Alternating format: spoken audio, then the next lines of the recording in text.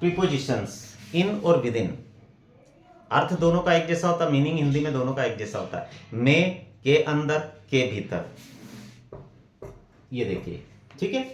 लेकिन प्रयोग अलग अलग है।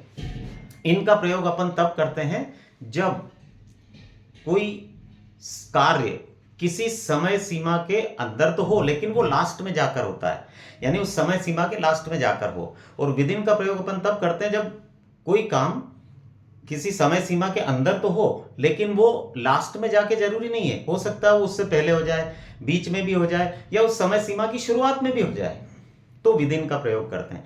लास्ट में हो तो इन, और लास्ट से कभी भी पहले भी हो सकता है और पहले भी हो सकता है, तो विद इन का प्रयोग होता है। कैसे, देखिए, मैंने दो दो सेंटेंस एक जैसे लिए हैं लेकिन अंतर आपको समझा देता हूं।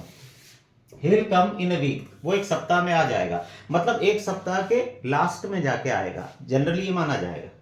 ही will come with in a week, वो एक सप्ताह में आ जाएगा, अर्थ वही हुआ, लेकिन वो एक सप्ताह के आखिरी में भी आ सकता है, उससे पहले भी आ सकता है, बीच में भी और शुरुआत में भी आ सकता है।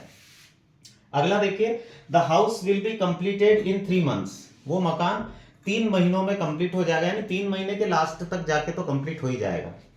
और the house will be completed with in 3 months, वो मकान 3 महीनों के अंदर अंदर कंप्लीट हो जाएगा, लेकिन 3 महीने हो सकता है वो 2 महीने में भी हो जाए, 1 महीने में भी हो जाए और 10 दिन में भी हो जाए, है, ये अंतर है। The work will be done in an hour, वो काम 1 घंटे में हो जाएगा, यानी 1 घंटे के लास्ट में जाकर होगा।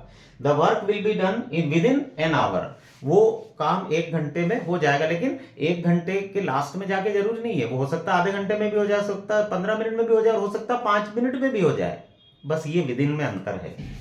और एक और देख लीजिए, you have to work with in your limits, तुम्हें अपनी सीमाओं के अंदर रहकर काम करना है, यानी बहुत अंदर रहकर भी काम करना, सीमाओं से बाहर नहीं जाना है। तो अंतर इतना सा कि इनका प्रयोग किसी समय सीमा के अंत के लिए किया जाता है कि वो काम इस समय में हो जाएगा, लेकिन हो सकता है वो अंत में जाकर हो, लगभग यही माना जाता है।